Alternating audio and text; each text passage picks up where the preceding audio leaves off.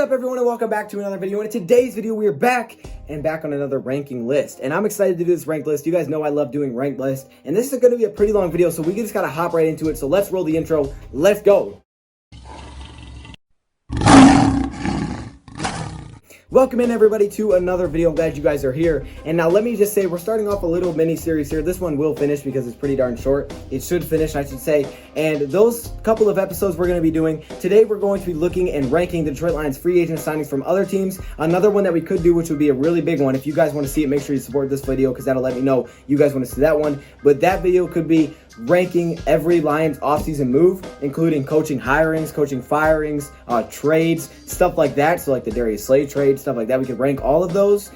Maybe not all of them, maybe just like the top 30 or something, because it's probably going to be like well over 50 moves the Lions made. So we may not do all of them, but maybe like the major moves, and I'll rank those. So if you guys want to see that, again, support this video. And then the other one could be ranking Detroit Lions draft picks. But with the season getting closer, with preseason in a couple of months, with less than 100 days till the regular season, I think at this point we kind of have a pretty good idea of what the Lions team will look like. Now, we don't know fully. Moves can still be made. Trades can still be made. Players can still be signed. But at this point, you kind of know what your team's looking like for the most part. Obviously, moves happen, we'll adjust. But for now, I think it's important to go back and just take one last look at these players. As we continue to look at each of these players specifically, I think it's really cool to get them right back into one more list, just together, just one last time for some dang fun. And we're going to be ranking these 14 players, so let's do it, man. Today, we're looking at 14 players. Again, they have to be from other teams, and this is not including Deron Harmon, who we traded for, but he would be high on this list if he was. Other teams, so they're not players that we re-signed. Let's look at the 14 players that we're going to be ranking today. Daryl Roberts, Reggie Ragland, Elijah Lee, Geronimo Allison, Jeremy Davis, Jaron Kearse, Big V, Jamie Collins, Desmond Trufant, Tony McRae,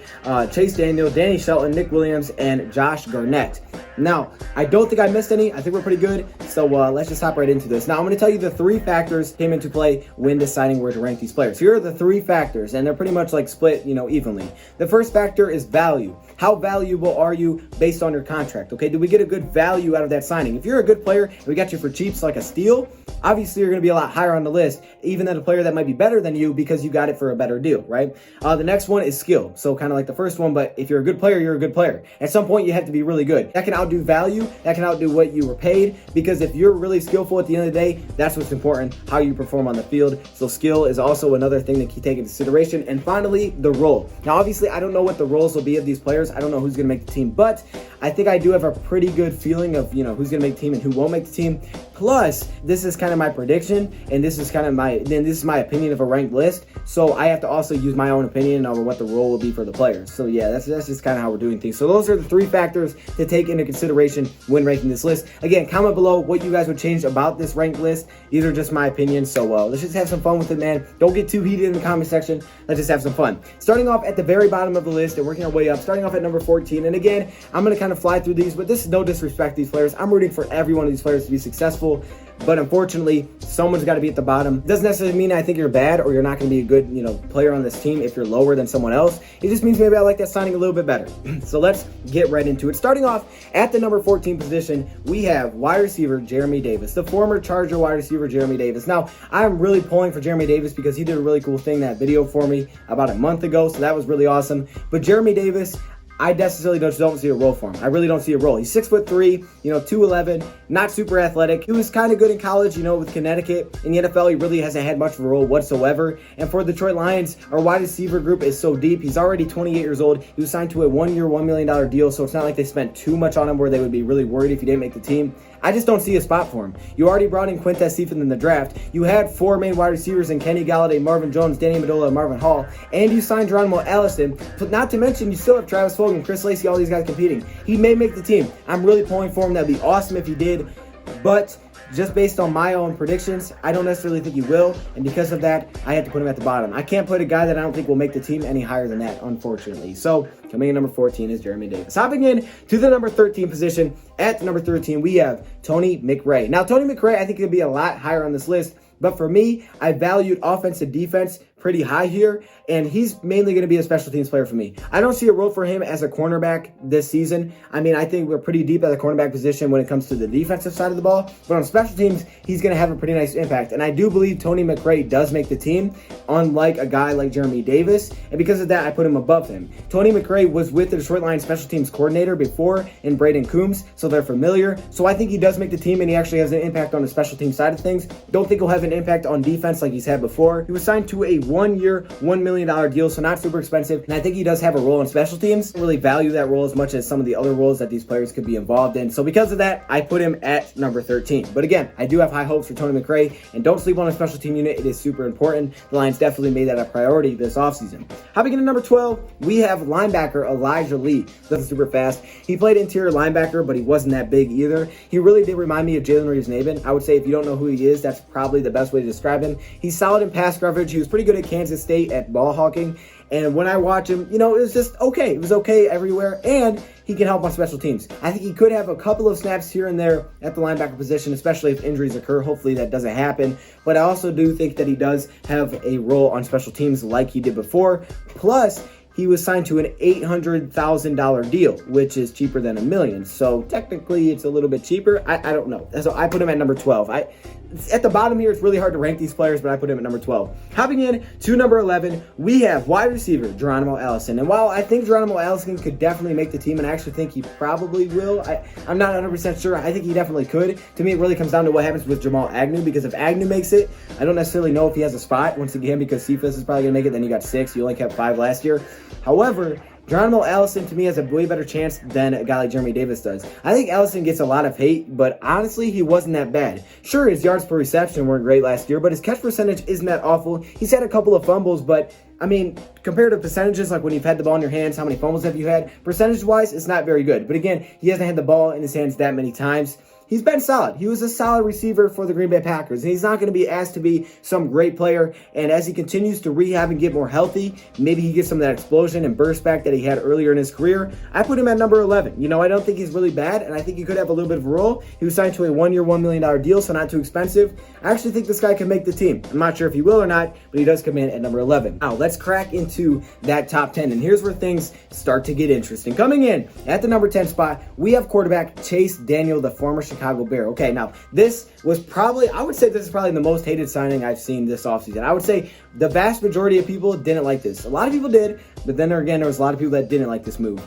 And that's probably a reason I don't have it too high, is because I didn't love it either. I mean, 3 years, $13.05 million, but I don't think it's bad. I think it could be actually very beneficial for a guy like David Blau, and that's kind of like the underrated thought of this move. See, a lot of people look at this and say, well, it made it so that, we couldn't trade back. While that's possible, I think it's also huge to have a proven veteran quarterback. And not only because Matthew Stafford got hurt last year, but also to help and teach David Blau from the sideline. Watching is one thing, but being able to also learn from a veteran on the sideline while you watch Matthew Stafford is great. That's going to be huge for David Blau. It's going to really take his game to the next level, and I see some similarities in their play style. So because of that, I put it at number 10. He was signed to a pretty, I would say, not a large deal, but it wasn't the cheapest. 3 years, $13.05 million, but he's going to be locked up for a while. And what's interesting about that is David Blau is going to be locked up for a couple of years as well. I don't know. Maybe that's someone he can learn from. I don't know. We'll have to wait and see, but I do think that definitely helps him. So that comes in at number 10. And again, if Stafford does go down, boom, you at least got someone reliable. I mean, he's beat the Lions before. He's not great, but hey, he's better than what we had last year.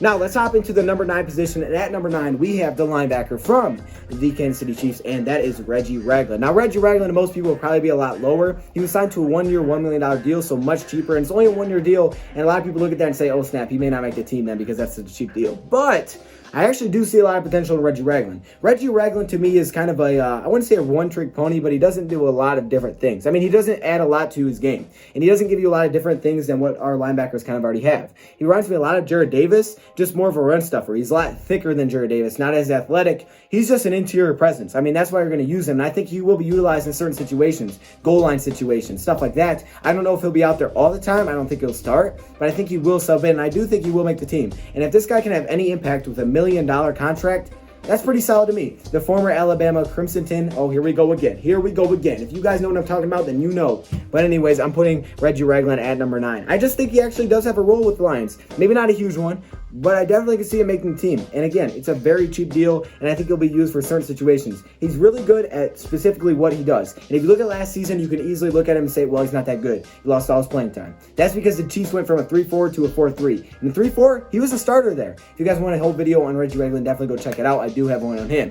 Now, let's get into the number 8 position. We have Joshua Garnett. Okay, now this may surprise some people. I wanted one player to shock some people on this list, and that is Joshua Garnett. I put the offensive lineman at number 8. Why? I have no idea. I didn't even predict this guy to make the team. I have no idea why I put Josh Garnett here, honestly. No, I'm playing. This was a former first-round pick out of Stanford. He had a lot of awards in college. He was looked at as a really good offensive lineman, but this is that sneaky guy. This is that forgotten lion that people completely forget that we signed. Honestly, while I was writing down the players, I had 13. I was like, I know there's more. And I was like, oh my gosh, Joshua Garnett. I forgot about that guy. Yeah, Joshua Garnett was that guy we signed a while ago. But just because you don't remember him doesn't mean that he shouldn't be up here. He signed a 1-year, $1.3 million deal. And while he might not necessarily start, he could still serve a role on the offensive line. The Lions are not afraid to rotate players in and out. And he's going to push guys like Jonah Jackson and Logan Stenberg and Joe Dahl. The potential is there. If you want to talk about potential, this guy was a former first-round pick for a reason. Question is, can he live up to that with Detroit? We'll have to wait and see. Maybe a different change of scenery helps. But again, I had to give y'all one. I had to give y'all a twist, right? If I kept it too easy, y'all be like, oh, this is boring. I got to give y'all a twist. So I had to put a guy like Joshua Garnett at number 8. Come on now. Now let's hop into the number 7 position. And this one may surprise some people as well, but I think it's a fair spot. That is Darryl Roberts. So to me, Darryl Roberts I have a lot higher than most people do. I think he adds really nice depth at the cornerback position. Look, the Detroit Lions are obviously putting an emphasis on the secondary and Matt Patricia's defensive scheme. Adding Jeffrey Okudah, Desmond Trufant, adding Justin Coleman a year ago, adding what you've done, Amani Oruwariye in the draft, your first 4 are pretty much locked up. So you may be saying, how in the world do you have a cornerback ranked at number 7? Because I do believe he does make the team as our 5th cornerback. Maybe Michael Ford does, I'm not exactly sure. But Darryl Roberts has shown us some good things, and he actually had a payday just a couple of years ago. He was given a 3-year, $18 million deal. He's been paid before. Teams have believed in him. That was the New York Jets, by the way. And on a Jets secondary that was really, really bad, he stood out as one of those surprising players. However, in 2019, he kind of fell off.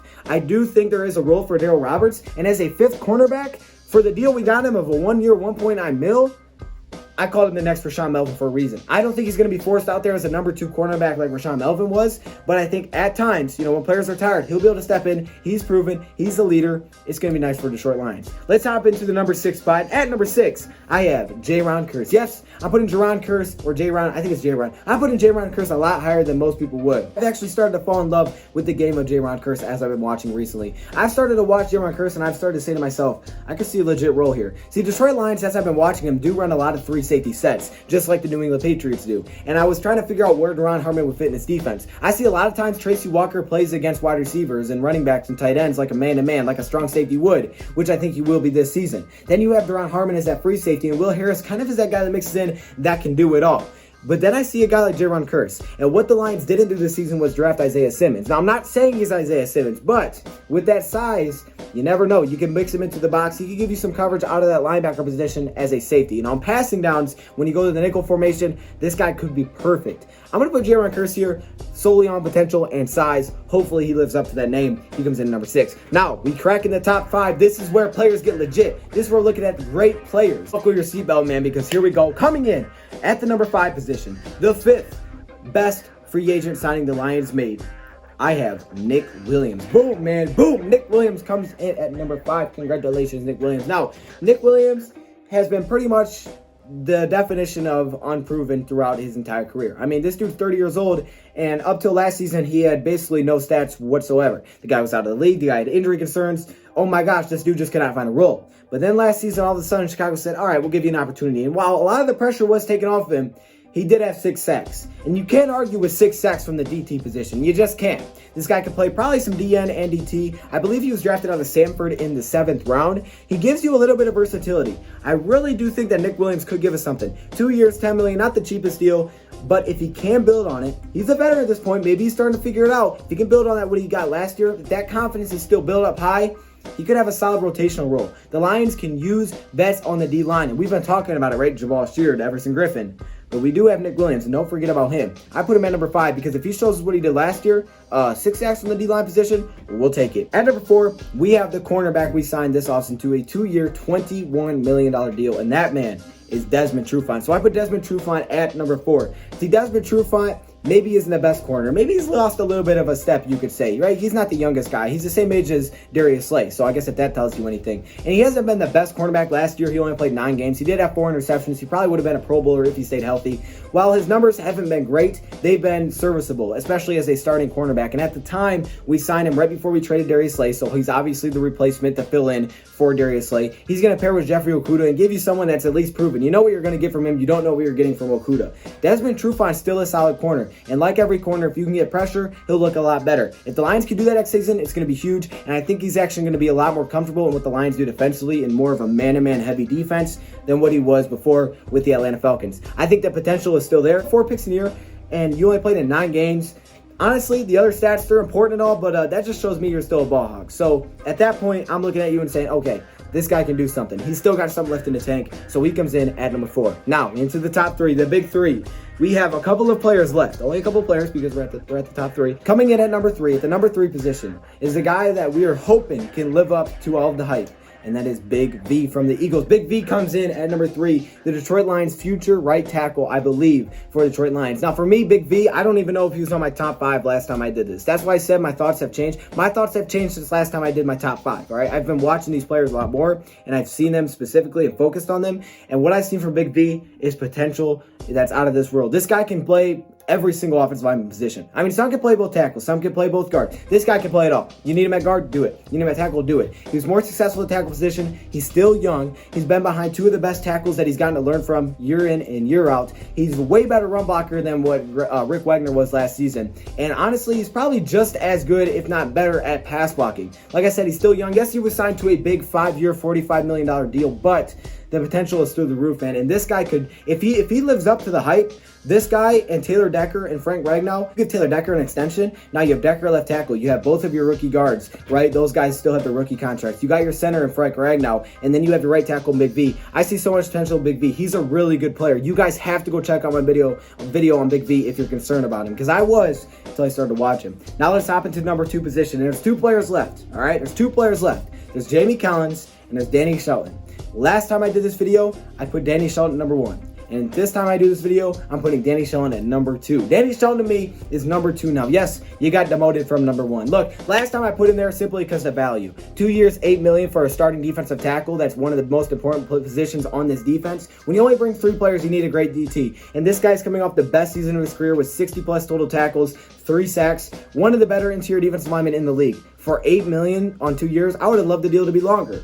However, when I'm watching Jamie Collins, dude is hands down the best player we brought in. Dude can literally do everything. Cover, pressure, tackle. I mean, he does it all. He's the leader defensively. He can get on the D-line. He's got all the versatility. He can do whatever. All right. Jamie Collins is the best player we brought in free agency, without a doubt. And at that point, it outweighs what the value is. The value is great for Danny Shelton, but he's not as consistent. He's not as skilled as a guy like Jamie Collins, who is literally hands down the best player we brought in. I brought in this offseason. I mean, I don't think there's a debate. Even through the draft, this is the best player we brought in. So he had to come in at number 1. And Danny Shelton comes in at number 2. Still great. Still a great player. And he was on a great deal for us. But Jamie Collins is that dude. So there you go. Those are my top 14 players. Those are your free agents that we brought in from other teams ranked. Let me know in the comments below what you guys think. My list has definitely changed from last time. So what do you guys think of it? Had to throw in some tricky ones there. So, it's just for fun. Thank you for watching. And I'm out.